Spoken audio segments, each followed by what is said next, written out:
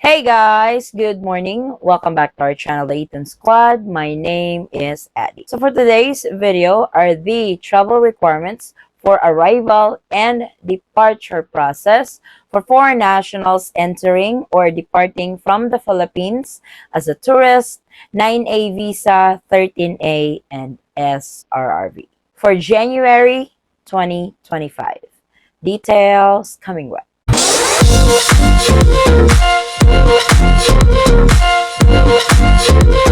So it's the new month. Let's update the travel requirements for foreign nationals entering or departing from the Philippines as a tourist, 9A visa, 13A visa, and SRRV. Yes, we're still doing this just in case there's changes to the travel requirements or there's additional requirements that they are asking.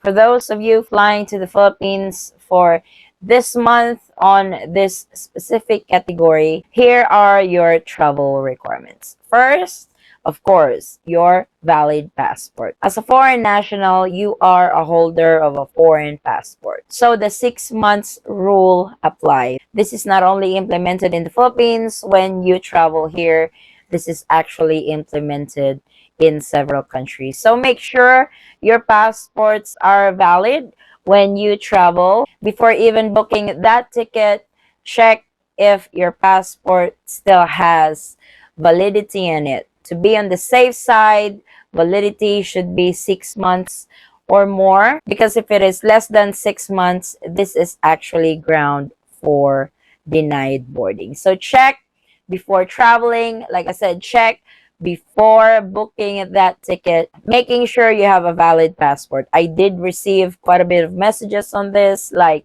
hey, I'm traveling to the Philippines in April, but my passport is expiring in August. So that's less than 6 months. Make sure to renew your passport while your trip is still far along. That way you get your new passport and it's not going to be hassle on your part when you are boarding. Next is plane ticket. So for plane ticket, there are rules as well, specifically for foreign nationals entering the Philippines as a tourist. So if you guys are planning to stay in the Philippines for more than 30 days, or your return ticket is more than 30 days, it is safe to purchase a throwaway ticket. This is an outbound ticket to the next destination, stating that you are leaving the Philippines within 30 days. So it's the airline that checks this. It's not even a requirement when you are doing your visa extension, because you guys can extend.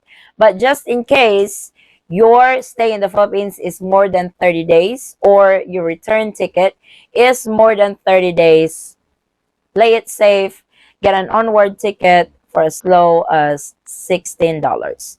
We actually have a video on this, on which website to go to, legitimate website, legitimate reservation of ticket to satisfy this requirement.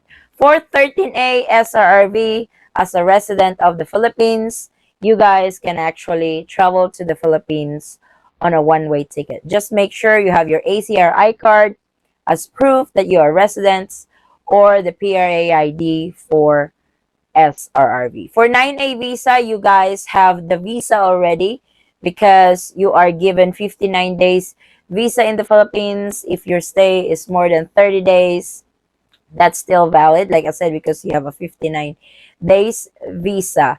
And to those of you entering as a tourist, if you're only visiting for 2 weeks, 3 weeks, then your return flight is valid as well. What other foreigners are doing is that if they plan on staying in the Philippines for a long time, or their return ticket is more than 30 days, they would still pursue their original booking, then buy an onward ticket on the side to satisfy this requirement. And of course, the very controversial e-travel. Yes, e-travel is still required this month to all inbound travelers to the Philippines. Whether you're a foreign passport holder or a Philippine passport holder, you are required to register with e-travel. To those of you who are just hearing e-travel for the first time, you must create an account first before you can do the registration. Because unlike before, you can do the registration right away, then generate that QR code. Now you have to have an account with eTravel before you register. I highly recommend doing the eTravel registration within 3 days prior you depart. That way, it's not going to be a hassle on your part.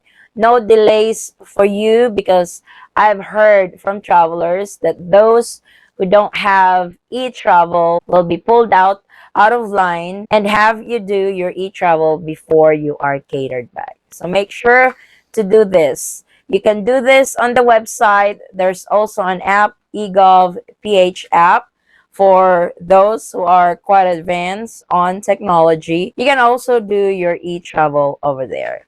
Just a reminder, e-travel is 100% free. If the website is asking for your financial information, that's not the legit website of eTravel.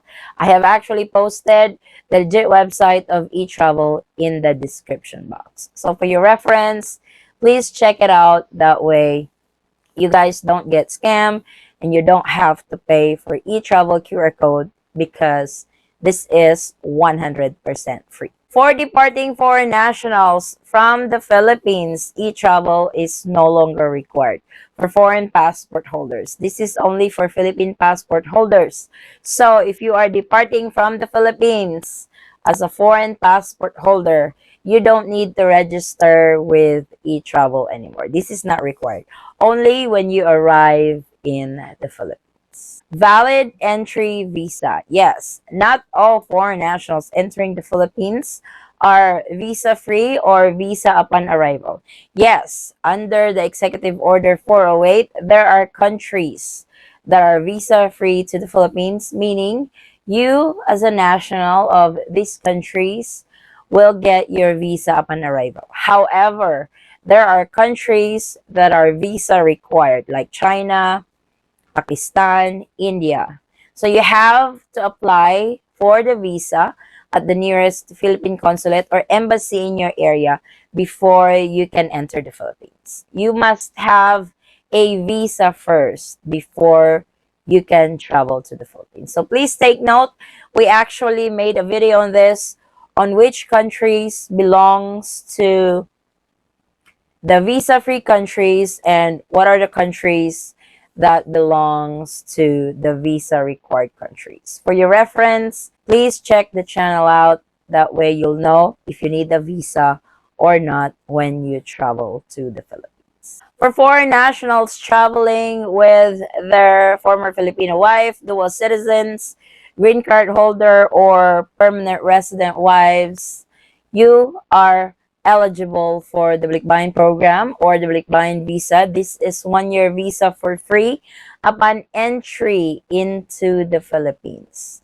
So just make sure you bring proof of affiliation if you are traveling with your foreign spouse. Of course, that's your marriage certificate. And if you guys are traveling with your foreign kids, that's the birth certificate. Not all can avail for the balikbayan privilege, unfortunately. This pertains to those who have naturalized or became a citizen of the visa required country. So regardless if you are a natural born Filipino before, you belong to the former Filipinos category, since you are a national of the visa required country, you and your family must apply for a visa before you can enter the Philippines. Travel insurance, this is now optional. So it's really up to you if you want to purchase travel insurance. I highly suggest it because you don't know if you need it for emergency. Just make sure when you are purchasing travel insurance that you can use this in the Philippines, because not all travel insurance can be used overseas. So if you guys have friends who have just flown to the Philippines and have purchased travel insurance, maybe you guys can get a reference from them, or airlines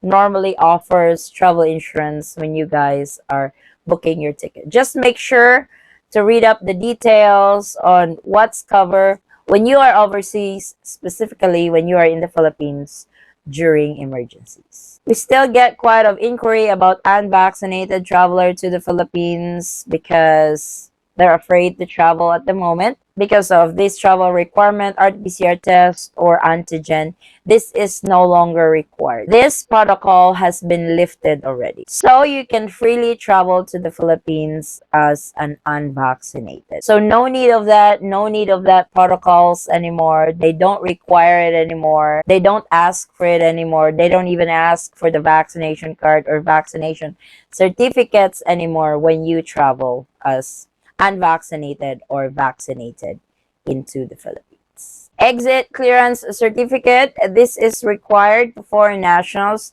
who have stayed in the Philippines for more than 6 months, specifically for foreign tourists, 9A visa, 13A visa. SRRV are not required to secure the exit clearance certificate. So if you have stayed in the Philippines for 6 months or more, this is required. You can secure this at the nearest Bureau of Immigration in your area. This is also available online at their portal or at Terminal 3, third floor in Manila. I would recommend securing this document at NAIA if you have long layovers before your flight, because you'll never know how long the process will be. Or you can also secure this ahead of time for as long as you guys already have your ticket details or your itinerary, because this is what's needed. Secure this if you have stayed 6 months or more. But if you have stayed only for 4 months, 3 months, or maybe a month, then this is not required. Please take note to those foreign nationals who are required to secure this particular document.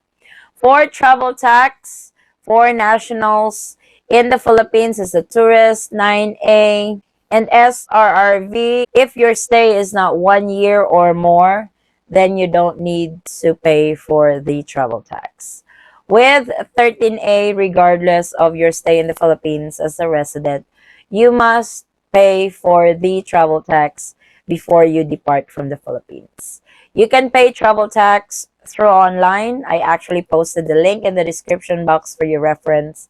You can also pay this at the airport. They have counters there to process it as part of your departure protocols. So this is mainly what's needed for this month to foreign nationals entering or departing from the Philippines as a tourist, 9A visa, SRRV, and 13A visa. Please take note of this specific category that you have your own particular travel requirements. One category might have lesser requirements than the other. So just make sure you know which category you belong. That way you guys can prepare for your specific travel requirements to and from the Philippines. And to those who have just recently arrived in the Philippines or have departed the Philippines on this category, if you guys can share your experience during your arrival process or departure process to and from the Philippines, that way we can give our foreign friends a heads up on what they are looking at when they arrive or maybe depart from the Philippines. If you could share it in the comment section, I would really appreciate it. So this is the latest for the arrival and departure travel requirements for foreign nationals entering or departing from the Philippines as a tourist, 9A visa, 13A, and SRRV for the month of January 2025. Thank you guys so much for watching. If you have any questions, concerns, or inquiries with regards to this video or in any of our travel related videos, please comment down below and I will try to get back to you guys as soon as I can. Again, guys, thank you so much for the continued support and trust to our channel and to our family. I hope to see you on our next travel update. Stay safe, stay healthy, and God bless everyone.